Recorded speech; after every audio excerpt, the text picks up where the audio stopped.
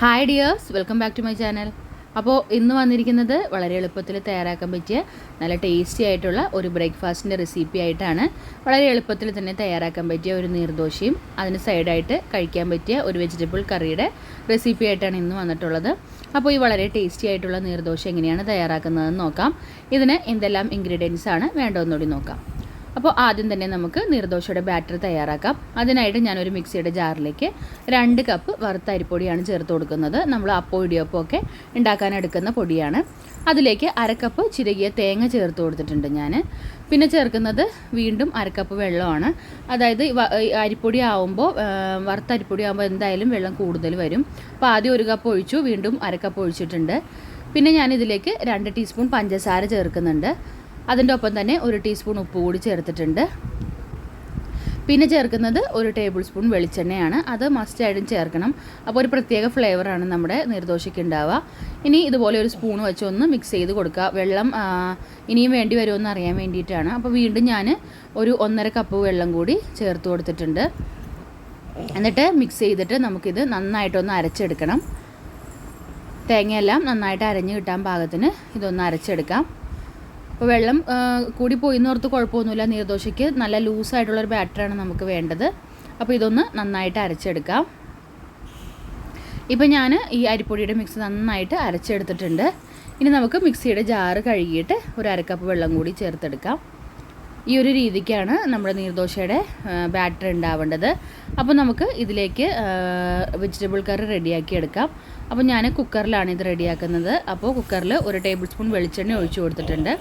എണ്ണ ഒന്ന് ചൂടായി വരുമ്പോൾ ഇതിലേക്ക് ഒരു 4 ഗ്രാമ്പു, 2 ഏലക്ക, ഒരു പീസ് പട്ട, അതുപോലെ ഒരു ബേ ലീഫിൻ്റെ ഒരു ചെറിയ പീസ് ഇട്ട് കൊടുത്തിട്ടുണ്ട്.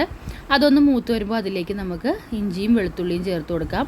ഒരു ചെറിയ പീസ് ഇഞ്ചി ചെറുതായിട്ട് കട്ട് ചെയ്തതും അതുപോലെ ഒരു 6-7 അല്ലി വെളുത്തുള്ളി ചെറുതായിട്ട് കട്ട് ചെയ്തതും നമുക്ക് ചേർത്ത് നന്നായിട്ടൊന്ന് മൂപ്പിച്ചെടുക്കണം. അതൊന്ന് മൂത്ത് വരുമ്പോൾ ഞാൻ ഇതിലേക്ക് ഒരു സവാള കട്ട് ചെയ്തതും അതുപോലെ 3 പച്ചമുളക് കട്ട് ചെയ്തതും ചേർത്ത് കൊടുക്കുന്നുണ്ട്. എന്നിട്ട് നന്നായിട്ടൊന്ന് ഇളക്കി യോജിപ്പിച്ചിട്ടെടുക്കുക. അപ്പോൾ ഇത് ഒരുപാടങ്ങ് വാടി വരേണ്ട ആവശ്യമൊന്നുമില്ല. ജസ്റ്റ് ഒന്ന് കളർ മാറി വരുമ്പോൾ തന്നെ നമുക്ക് ബാക്കിയുള്ള ഇൻഗ്രീഡിയൻസ് ചേർക്കാം. അപ്പോൾ ഞാനിതിലേക്ക് ഒരല്പം കറിവേപ്പില കൂടി ചേർത്ത് കൊടുത്തിട്ട് ഇതൊന്ന് മൂടി വയ്ക്കുന്നുണ്ട്. അപ്പോൾ ഈ സവാളയെല്ലാം ഒന്ന് വാടി വരുന്നത് വരെ നമുക്ക് വെയിറ്റ് ചെയ്യാം. ഇപ്പോൾ നമ്മുടെ സവാളയും ബാക്കിയെല്ലാം അത്യാവശ്യം ഒന്ന് വാടി വന്നിട്ടുണ്ട്. ഇനി നമുക്ക് ഇതിലേക്ക് മസാലപ്പൊടികളൊക്കെ ചേർത്ത് കൊടുക്കാം. അപ്പോൾ ഞാൻ ആദ്യം ഒരു 1/2 ടീസ്പൂൺ മഞ്ഞൾപ്പൊടിയാണ് ചേർത്ത് കൊടുക്കുന്നത്. എന്നിട്ട് നന്നായിട്ടൊന്ന് ഇളക്കി കൊടുക്കുക. പിന്നെ ചേർക്കുന്നത് 1 ടീസ്പൂൺ മല്ലിപ്പൊടിയാണ്.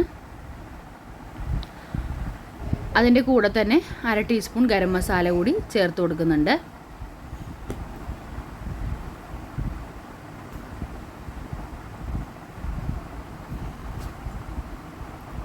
എന്നിട്ട് ഈ പൊടികളൊക്കെ മൂത്ത് വരുമ്പോൾ നമുക്ക് ഇതിലേക്ക് വെജിറ്റബിൾസ് കട്ട് ചെയ്ത് ചേർത്ത് കൊടുക്കാം. അപ്പോൾ ഞാനൊരു 2 ക്യാരറ്റ് കട്ട് ചെയ്തതും അതുപോലെ 2 ഉരുളക്കിഴങ്ങ് കട്ട് ചെയ്തതും ചേർത്ത് കൊടുക്കുന്നുണ്ട്. പിന്നെ ചേർക്കുന്നത് ഗ്രീൻ പീസാണ്. അത് വെള്ളത്തിൽ കുതിർത്ത് വെച്ചതാണ്. അതുകൂടി ചേർത്ത് ആവശ്യത്തിന് വെള്ളം ഒഴിച്ചിട്ട് ഇതൊന്ന് അടച്ച് വെച്ച് നമുക്ക് ഒരു 3 വിസിൽ കേൾപ്പിച്ചെടുക്കാം. അപ്പോൾ ഇതിലേക്ക് ഞാൻ ഉപ്പ് കൂടി ചേർത്ത് കൊടുത്തിട്ടുണ്ട്. ഇനി നമുക്ക് ഇതിലേക്ക് ഒരു തേങ്ങ അരച്ചെടുക്കണം. അപ്പോൾ 1/2 കപ്പ് ചെറിയ തേങ്ങയിലേക്ക് 1 ടീസ്പൂൺ പെരിഞ്ജീരകം ചേർത്ത് കൊടുക്കാം. എന്നിട്ട് ഒരല്പം വെള്ളം ഒഴിച്ച് ഇത് നന്നായിട്ട് പേസ്റ്റായിട്ട് അരച്ചെടുക്കണം. ഇപ്പോൾ നമ്മുടെ പച്ചക്കറിയെല്ലാം 3 വിസിലൊക്കെ വന്ന് നന്നായിട്ട് കുക്കായിട്ട് വന്നിട്ടുണ്ട്. ഇനി ഇതിലേക്ക് നമ്മൾ അരച്ച് വെച്ചിരിക്കുന്ന ആ തേങ്ങയുടെ മിക്സ് ചേർത്ത് കൊടുക്കാം. എന്നിട്ട് ആ മിക്സിയുടെ ജാറിൽ ഒരു വെള്ളം ഒഴിച്ച് കഴുകി കൂടി നമുക്ക് ഇതിലേക്ക് ചേർത്ത് കൊടുക്കാം. അപ്പോൾ നമ്മുടെ വെജിറ്റബിൾ കറി ഇവിടെ റെഡി ആയിട്ടുണ്ട്. ഇത് നന്നായിട്ടൊന്ന് തിളച്ച് വരുമ്പോൾ നമുക്ക് ഫ്ലെയിം ഓഫ് ചെയ്യാം. ഇനി നമുക്ക് നീർദോശ തയ്യാറാക്കാം. അതിനായിട്ട് ഞാൻ പാൻ വെച്ച് കൊടുത്തിട്ടുണ്ട്. എന്നിട്ട് പാൻ ഹൈ ഫ്ലെയിമിലിട്ടിട്ട് നന്നായിട്ടൊന്ന് ചൂടാക്കുക. അതിനുശേഷം ഇതുപോലെ ഓരോ തവി മാവായിട്ട് ഒഴിച്ചു കൊടുക്കുക. അപ്പോൾ പാൻ നന്നായിട്ട് ചൂടായാൽ മാത്രമേ നമ്മുടെ നീർദോശയ്ക്ക് ഇതുപോലെയുള്ള ഹോൾസൊക്കെ വരുള്ളൂ. അപ്പോൾ ഇതിൻ്റെ ഒരു സൈഡ് ആയി കഴിയുമ്പോൾ നമുക്കിതുപോലെ ഒന്ന് മറിച്ചിട്ട് കൊടുക്കാം. അപ്പോൾ ഈ നീർദോശ തയ്യാറാക്കാനായിട്ട് ഫ്ലെയിം കുറച്ചിടേണ്ട ആവശ്യമൊന്നുമില്ല.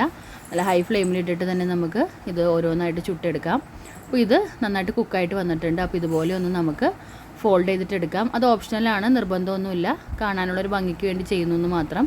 അപ്പോൾ ഇതുപോലെ നമുക്ക് ഓരോ തവി മാവായി ഒഴിച്ചു കൊടുത്ത് എല്ലാ നീർദോശയും തയ്യാറാക്കിയിട്ട് എടുക്കാം. വളരെ സിമ്പിളായിട്ടുള്ള റെസിപ്പിയാണ്. കാലത്ത് തന്നെ എഴുന്നേറ്റ് മാവ് റെഡിയാക്കിയാൽ എളുപ്പത്തിൽ ചെയ്യാൻ പറ്റിയ നല്ലൊരു ബ്രേക്ക്ഫാസ്റ്റിൻ്റെ റെസിപ്പിയാണിത്. അപ്പോൾ നിങ്ങളെല്ലാവരും ഉറപ്പായിട്ടും ട്രൈ ചെയ്ത് നോക്കിയിട്ട് നിങ്ങളുടെ ഫീഡ്ബാക്ക് കമൻറ്റ് ചെയ്യാൻ മറക്കരുത്. അതുപോലെ നിങ്ങൾക്ക് ഈ വീഡിയോ ഇഷ്ടമായെങ്കിൽ ലൈക്ക് ചെയ്യാനും നിങ്ങളുടെ ഫ്രണ്ട്സിനും റിലേറ്റീവ്സിനൊക്കെ ഷെയർ ചെയ്ത് കൊടുക്കാനും മറക്കല്ലേ. പിന്നെ എൻ്റെ ചാനൽ ഇതുവരെ സബ്സ്ക്രൈബ് ചെയ്തിട്ടില്ലെങ്കിൽ ദയവായി സബ്സ്ക്രൈബ് ചെയ്ത് സപ്പോർട്ട് ചെയ്യണേ.